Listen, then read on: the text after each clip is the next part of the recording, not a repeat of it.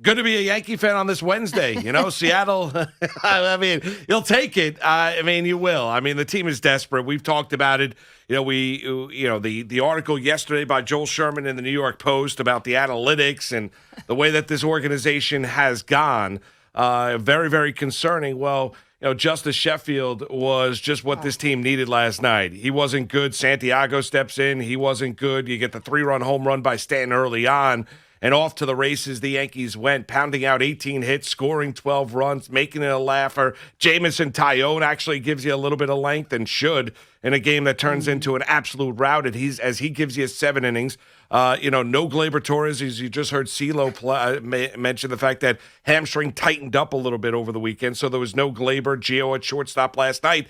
Yankees need one of those games. Now the question is, well, what the hell does it mean? I have no idea what last night's means, because I can't tell you that the Yankees have turned a corner or this is a sign of things to come or look at where this offense is, Kim, because we've seen flashes. It's not like this team has been completely dormant all season long. We've seen flashes from this team. Unfortunately, they're not able to sustain that success. So can they take the offense from last night, catapult them forward? Positives. I think if you're a Yankee fan right now, you're grasping onto any kind of positivity you could take. I think that's well said. I do think it's positive. I can see the Yankee fans saying, okay, let's get a few more of those before the All-Star break and we'll be good. I understand that part of it. I also understand that Justice Sheffield was awful. Terrible. He came over and he went to Seattle in the Paxton trade, correct? Correct. I mean, I don't know. I remember hearing about him as a prospect, Moose. Yeah, with Cleveland, Yeah, I can't fill in the blanks of his time with the Yankees when there was some optimism about his future. There had to be some optimism about his future. I don't know. That was startling last night. I mean, he was lost from the first time he walked onto the field, let alone got on the mound. It was, 1 2/3 of agonizing baseball. I think what did it end up being? 6 runs, 5 hits, 3 walks, and it was as torturous as all of that sounds. And I think after his outing, after his outing, John Sterling said, we're an hour and a half into this game. Yes. That is everything that baseball probably hates to be. Because at its best, baseball is wonderful to watch. No doubt. That was a far cry from that. It doesn't take away that early on we saw LeMahieu aggressive on the base paths. We obviously saw Stanton do what he can absolutely do almost any time. Not any time, not to any pitcher, but a lot of the times he's capable of that. And that's why I have my issues with him not being a full-time player, or at least eligible to be a full-time player for the New York Yankees, because he can change games. They didn't need just his. They could have used just his output last night and been fine. Instead, they got output from a lot of other people. And listen, you have to take good, because if we're going to be really critical of the Yankees, as we are, you also have to say when they play well. I do think that Sheffield was just a disaster. And being completely candid, Moose, with you in the audience, I checked out at 7-0. I hung in as long as I could. We're going to get to the Mets. I was trying to get back and forth, because if that Mets game started, I obviously wanted to see every pitch DeGrom threw. I tried, and I lasted to 7-0. And I couldn't do it anymore, and I fell asleep with John and Susan on my radio. Yeah, it was not a well-pitched game. Here's where I thought the timing of the Stanton home run was important. Yeah. Jumping out 3-0 early after everything this Yankee team has kind of been dragged for the last week and a half, 2 weeks, really longer than that, about how they've played. They've gotten pep talks, Judge, Steinbrenner, Cashman, Boone, player-only meeting with Aaron Judge. I thought, especially with Tyone on the mound, and how much he struggled to get the Stanton home run early there, give him a 3-0 lead, and say, you know what, tonight's going to be a little bit of a different night. And it was, and it's good. And this is what makes you excited about the Yankee lineup, hitting home runs. Right. Voit goes 5 for 6. You mentioned about DJ LeMahieu. He had himself a good night. You see the Judge double. Stanton hits a home run. Gary Sanchez working Justice Sheffield, who, was absolutely terrible. There's no doubt about it. And that's, when a guy's not throwing strikes and is non-competitive, and he's your starter out there on the mound, you're going to get what you got last night, and he was terrible. And he's got an ERA that's nearly 7 coming out of the game. 14 home runs in 74 innings. Yeah, it's been brutal. He's been absolutely brutal, but you're going to take it. Yes. I mean, if you're a Yankee fan, you're going to take it because the opposite is they lose that game last night. Then it's just more of the same that we've heard about this Yankee team. Where are they going? And Boone's not going anywhere, but what are you going to do later on this month at the MLB trade deadline? They get to take a breath here. Yeah. Yeah, they won a game. They can take a breath. They can certainly think about winning the series. They go to Houston to end the first half. That's going to be a competitive series, and I assume a very entertaining series. And we'll see how that works out. But they have a chance. They've put themselves in position with getting a win last night, feeling good about themselves, although Chapman did walk the bases loaded, which is probably another question. I'm not sure how you walked the bases loaded against Seattle last night, to be honest with you. But as I've already said, I was long asleep by the time that happened. And frankly, I have not seen the bases loaded with Chapman last night, but it happened. It did happen. I don't know how it happened against that team. Yeah, and I think when you look at Aroldis right now, Kim, Boone before the game said, it's kind of all hands on deck closing games. I mean, so, and I defended, Chapman last week. Not that I just thought they wouldn't do that to Aroldis, right? They would not they would not send him to the bench. They would not all of a sudden make him the 7th inning guy. They're not going to throw him on the IL if he's not hurt. They weren't going to do that. Well, the Yankees are also a desperate team right now, and you look at what Chapman is. How do you trust him right now, the way that he's throwing the baseball? I mean, we could look at spin rates and look at what he was the first 2 months of the season. Well, we do know this. He's a completely different pitcher. He's walking guys left and right, and he's not getting the same break as you saw with the Alonso home run over the weekend against the Mets when he hung that slider and Alonso went out there and got it and hit that home run to tie the game up. He's searching. The confidence is not there. That's going to be a big-time question is if tonight's game is close or tomorrow night's game is close or when, they take on the Astros before this first half comes to an end, how exactly does Aaron Boone handle it because Aroldis Chapman is screaming for the finish line here in the first half? Moose, just checking, as you mentioned, spin rate and all of that stuff, and I agree with you on what you just said on Chapman. So Herman goes against Seattle today and then Montgomery tomorrow. Right. So Garrett Cole ends his first half against the Astros. It would be nice. Interesting. Against that lineup. Yeah.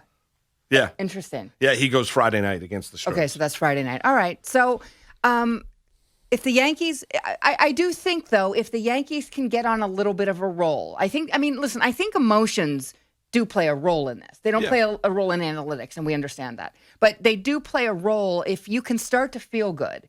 And they had enough different guys who should have left last night's game feeling good. No doubt. That perhaps they're able to carry that and have it matter that they're a confident group going against a really confident program in the Astros. That's what I think you have to hope for the Yankees. I don't think we can get too far ahead. Well, then after the All-Star break, they'll come back, refresh. I mean, I don't think that stuff matters right now. I think right now the Yankees feel like a day-to-day proposition very much that is trying to get confidence back and good play back so that it ends the first half on an up note as opposed to what we've seen too often in the first half. Yeah, and Kim, I think if this team is going to get and go on that kind of a run, not that they're going to have 18-hit, 12-run performances, the offense is going to have to lead the way. Yes. Because we've talked about Chapman, the closer's role now is up in the air. We look at the starting rotation. Tyone benefited from all the run output last night. We know Garrett Cole's not the same. Domingo Herman has taken a little bit of a downturn. Mm-hmm. Montgomery has been put into big, tough spots, but he's also should be your number 4, number 5 starter. Mm-hmm. It's going to have to be on this offense. I mean, it just is. I mean, and how many times can you hear, whether it be Boone, whether it be Cashman, whether it be Hal Steinbrenner, I tell you, these players are good enough. It's right on the players. Well, if you're thinking and you wake up this morning on this Wednesday thinking about Yankee baseball, well, the thing that is stunning about the first half is the lack of production, consistent production that you've gotten from this lineup. Well, if this team is going to get themselves back into it, they're going to have to hit like the lineup that you expected this team to be in the regular season, and that has not been through the first 84, 85 games. Yeah, and for whatever reason, right? Yeah. I mean, they've occasionally run into good pitching. They've run into days where, frankly, they sometimes look like they're just not as locked in. They've obviously have had the base running issues in the first half that have been very well chronicled and deserve to be. They're a team that gets swept by Detroit. Then they're a team that can look good against some of the better teams, although the Red Sox and Rays right now not necessarily among them. So the one thing the Yankees have to do is right themselves against really good teams. So it's not like we're saying, boy, they have these letdowns where they let Kansas City win 2 out of 3 or something like that. Like, we're not talking about that. We are talking about gross failures. Yes. The Detroit series still makes no sense if you talk about logic. If you talk about baseball logic, that series in Detroit where Detroit swept them makes no sense whatsoever, analytically or otherwise. It makes no sense that series happened. But in the Red Sox and in the Rays, Moose, they are going to have to solve right after the All-Star break teams that right now objectively are better teams. They just are better teams, and we could go manager versus manager. That would be an interesting conversation, perhaps. We could go player versus player, but right now, as a group, the Rays, who've struggled more than the Red Sox lately, are still playing better than the Yankees, and the Red Sox absolutely are. They have the best record in the AL. Yeah, and I don't think those teams are coming back to the Yankees. Like, if the Yankees are going to go, they got to go get them. Maybe it's not even the division. I'm talking about the wild card race. Like, you look at it where I don't think you're going to look at. I doubted Boston maybe for the first 6 weeks. Yeah, of course, because of what I thought Boston was going to be this year. Yep. I can no longer doubt Boston based on what they do, and as long as they continue to maintain and continue to play as well as they have, they've taken on their personality of Cora. They're an aggressive team. Their star hitters have hit. Chaim Bloom and I think the Boston Red Sox will be aggressive come July 31st. They'll try and add a piece or two to try and cement this team and make them even better. So, the Yankees have dug themselves their own hole here, and they're not going to get any favors where all of a sudden teams are going to come crashing back down to earth in the second half. The Yankees are going to have to play really, really great. 700 winning base. They're going to have to go on a great run here. It's not about 1 game, 2 games, 2 weeks. We're talking about the Yankees are going to have to play great baseball for the better part of 2.5 months. And I mentioned this to you. I heard an interview with Chaim Bloom last night. Yeah. On NBC Boston. I made some notes on it. I'm not going to go through all of those now. We'll see if we get to it during the program. If we do, we do. If we don't, we don't.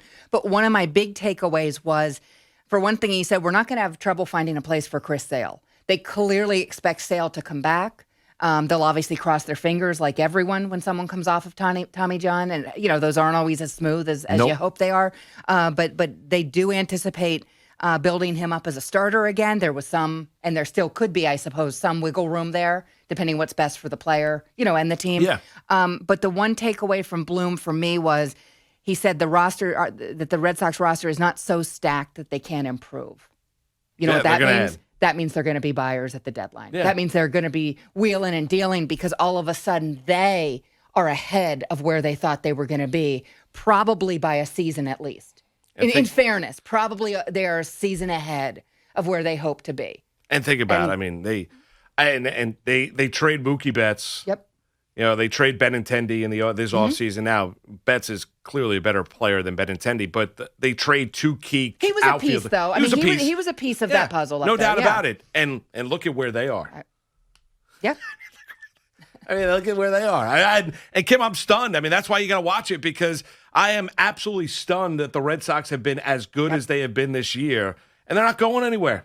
And there's a Cora factor there. No doubt. I think in a couple of ways. Number one, the way he carries himself. I do think, and this is based on an interview I heard with him with Mad Dog, Chris Russo on Sirius, he clearly has some self-awareness, which not everyone in the world has. I know that's not breaking news.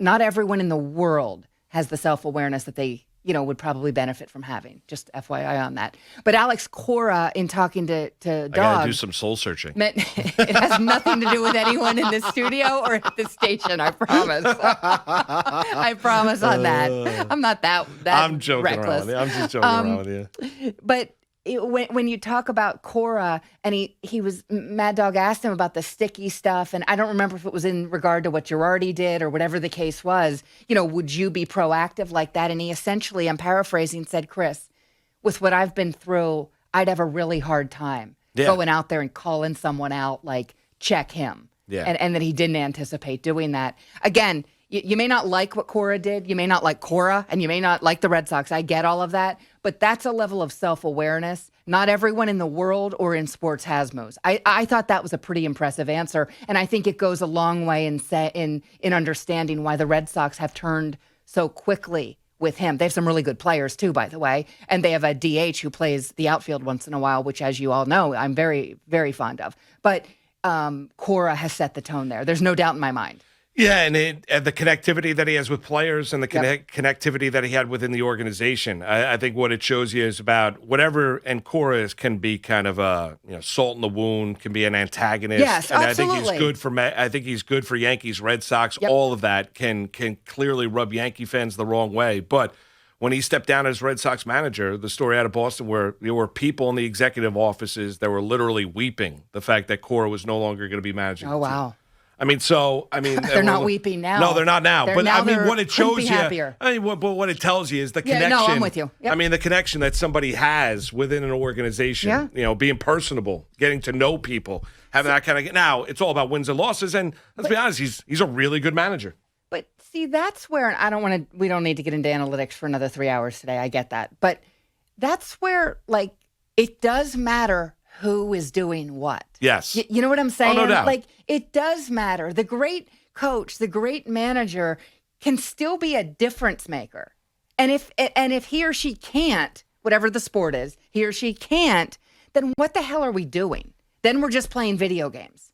Then we're just all sitting at home playing whatever video game we like best. It's like Stratomatic. And figuring out, who comes out ahead at the end of each day. Well, because the people do matter. That's my main issue with analytics, and we talked about it at length yesterday, and I think we did a decent job with it, is it doesn't take into account anything about what we just spent the past 3 minutes talking about.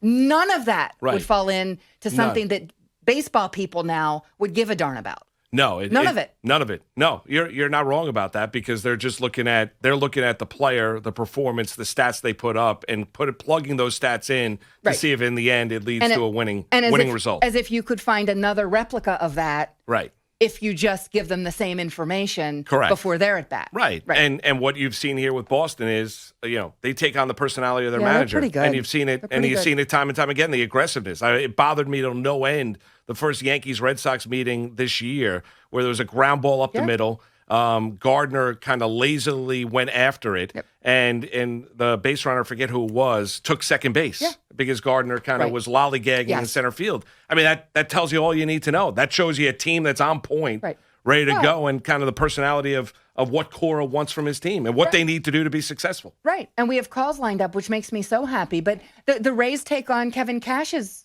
persona. Kevin Cash is a red blank in a good way. Yeah. And he's a really good manager who I'm sure, at times, maybe every day, has a lineup handed to him.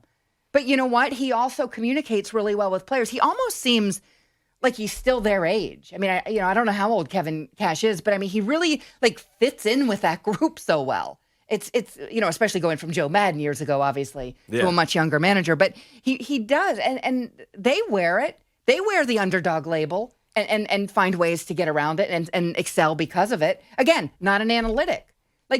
That's why I love sports, though, because of the stuff we're talking about. And even the Yankees last night. That's what I love about sports is they can have a brutal stretch, and they did, in every single way, including their two best pitchers and two most important players sucking. And yet, a day off, a long trip to Seattle, and they come out, Justice Sheffield had a lot to do with it, but they come out aggressively. They have a whole new attitude. And look how it pays off with a big win. And everyone's smiling. I'm sure they were. I remember they had to have smiled. Oh, If a team needed to smile, it was them. No doubt. You saw with Judge and Stan after the home run. They were giddy. God, they were also having a conversation where you were like, now what's that about? I don't know. They were looking at something. I know. I don't know what they were doing. But it was long. It was a long convo for a dugout. I agree with you.